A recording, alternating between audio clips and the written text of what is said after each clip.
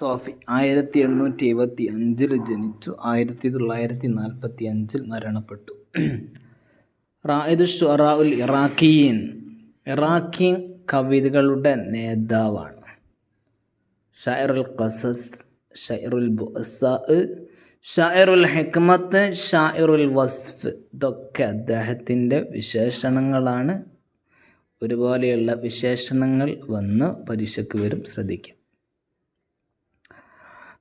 റസാഫ എന്ന് പറയുന്ന 1875 ബഗ്ദാദിലെ റസാഫയിലാണ് ജനിക്കുന്നത്. അദ്ദേഹത്തിൻ്റെ മുഴുവൻ പേര് മഅറൂഫ് ബിൻ അബ്ദ്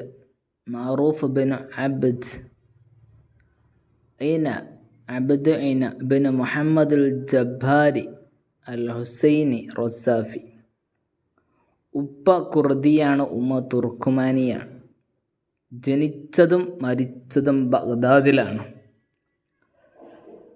മക്കാന ഗൈറു മുതസവ്വിജ്, വിവാഹം കഴിച്ചിട്ടില്ല, വിവാഹം കഴിക്കാത്ത വ്യക്തിയാണ്. ഇനി നെക്സ്റ്റ് പോയിന്റ്, ഇദ്ദേഹം മഹ്മൂദ് ശുക്രി ആലൂസി എന്ന് പറയുന്ന തഫ്സീർ ആലൂസിയൊക്കെ എഴുതിയ വലിയ പണ്ഡിതൻ. അദ്ദേഹത്തിൻ്റെ 13 വർഷത്തെ ശിഷ്യത്വം സ്വീകരിച്ചിട്ടുണ്ട്. ആലൂസിയാണ് അദ്ദേഹത്തെ മഅറൂഫ് റസാഫി എന്ന് അദ്ദേഹത്തെ വിളിച്ചത്. അതൊന്ന് നോട്ട് ചെയ്തേക്ക്. ഓക്കെ. ഇനി റസാഫിയെ സംബന്ധിച്ചിടത്തോളം വലിയ ഒരു പ്രധാനപ്പെട്ട ഒരു പോയിന്റ്,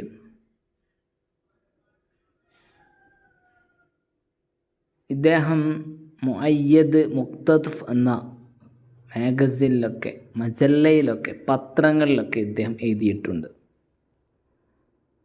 സബീലുർ റഷാദ് 1990കളിൽ അതിൻ്റെ മുഹറർ എഡിറ്ററായിട്ടുണ്ട്.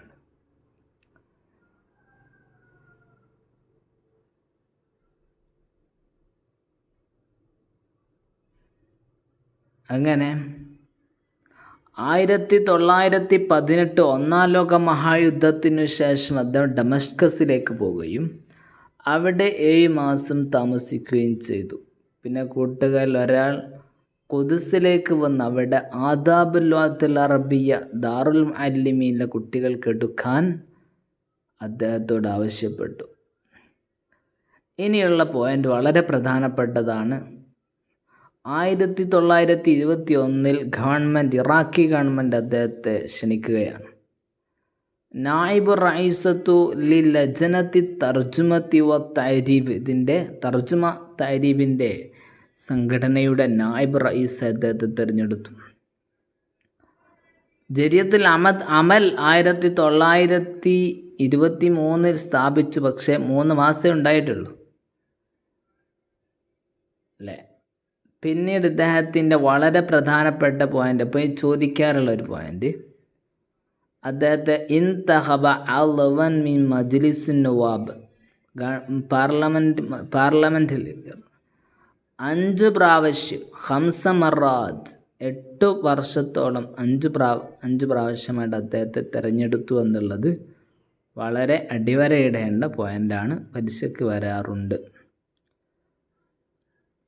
5 പ്രാവശ്യം 8 വർഷത്തോളം എന്നൊക്കെ ചിലപ്പോൾ സ്റ്റേറ്റ്മെൻ്റ് ആയിട്ടൊക്കെ വരാം. ഓക്കെ.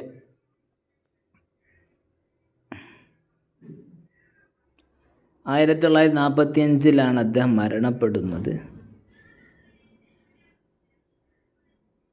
അദ്ദേഹം ജനങ്ങളെ ഉണർത്തുന്ന ഒരു കവിയായിരുന്നു. ഉറങ്ങിക്കിടക്കുന്ന ജനസമുദായത്തെ ഉണർത്തുന്ന ഒരു കവിയായിരുന്നു മഅറൂഫ് റസാഫി. അദ്ദേഹത്തിൻ്റെ കവിതകളിലൊക്കെ ഹാസ്യങ്ങൾ നല്ലോണം ഉണ്ടാവും. ആധുനിക കണ്ടുപിടുത്തങ്ങളൊക്കെ അദ്ദേഹത്തിൻ്റെ കിതാർ അല്ലേ, ട്രെയിൻ, മോട്ടോർ, പ്ലെയിൻ, ഇതൊക്കെ അദ്ദേഹത്തിൻ്റെ പുതിയ കണ്ടുപിടുത്തങ്ങളൊക്കെ അനുബന്ധിച്ചുള്ള ഗ്രന്ഥങ്ങൾ അദ്ദേഹം എഴുതിയിട്ടുണ്ട്. വലൗ ഖാന ഫി ഹാദ സമാനി, അദ്ദേഹം ഇപ്പോൾ കാലത്ത് ജീവിച്ചിരിപ്പുണ്ടെങ്കിൽ അദ്ദേഹം TV, കമ്പ്യൂട്ടർ അങ്ങനത്തെ കാര്യങ്ങളെക്കുറിച്ചൊക്കെ അദ്ദേഹം എഴുതുമായിരുന്നു. ആധുനിക സംസ്കാരത്തിൻ്റെ മകൻ എന്നൊക്കെ വിളിക്കാൻ പറ്റുന്ന ഇബ്നുൽ ഹവാറത്തുൽ ഹദീസ്. അദ്ദേഹത്തിൻ്റെ ബൈത്തുകൾ നാമുവലാ തസ്തൈഖിളു, എല്ലാവർക്കും അറിയാം. ഉറങ്ങൂ, ഉണരരുത് എന്നുള്ള, ഉറങ്ങിക്കിടക്കൂ, ഉറങ്ങുന്നവർ മാത്രമേ വിജയിച്ചിട്ടുള്ളൂ. ഇതൊക്കെ ബൈത്തുകൾ പ്രധാനപ്പെട്ടതാണ്, നോക്കി വെക്കാം. യത്തീമത്തും ഫിൽ അഹദ് അൽ ഫഖറു വസ്സഖാം ഉമ്മത്തിഫ്രി മി മഷദ് ഹദീഫ്. അദ്ദേഹത്തിൻ്റെ ദീവാനു റസാഫി 1910 ഇത് പ്രസിദ്ധീകരിച്ചത്. ആദ്യത്തെ ദീവാൻ റസാഫിയാത്ത് എന്ന പേരിൽ അറിയപ്പെടുന്നു. 4 ബാബുകളാണുള്ളത്: കൗനിയാത്ത്, ഇജ്മാഇയാത്ത്, താരിഖിയാത്ത്, വസ്ഫിയാത്ത്.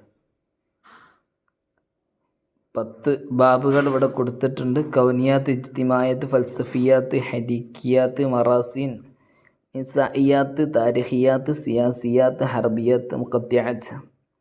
1920 അദ്ദേഹം അനാഷത്തുൽ വത്തനിയ, ദേശീയഗാനം പാടി. നഫ്ഹുത് തീബ് ഫിൽ ഖിതാബത്തി വൽ ഖത്തീബ്, അദ്ദേഹം ആസ്ഥാനയിൽ വിദ്യാർത്ഥികൾക്കെടുത്ത ലെക്ചർ ക്ലാസ്സുകളുടെ ഒരു സമാഹാരമാണ് നഫ്ഹുത് തീബ്, മറൂഫ് റസാഫിയുടേത്.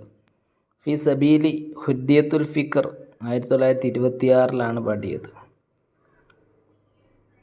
ഇനി വളരെ പ്രധാനപ്പെട്ടൊരു ഗ്രന്ഥമാണ് ദുറൂസ് ഫി ആദാബുൽ ലുഗത്തിൽ അറബിയ.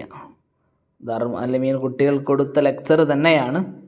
അലാ ബാബി സിജ്ൻ അബിൽ അല, തഹൗസൈൻ മഅൽ അബി അല അൽ മാരി എന്ന് പറയുന്ന ഗ്രന്ഥത്തിന് നഖ്ദെയ്തിയ ഒരു ഗ്രന്ഥമാണ് അലാ ബാബി സിജ്ൻ അബിൽ അല.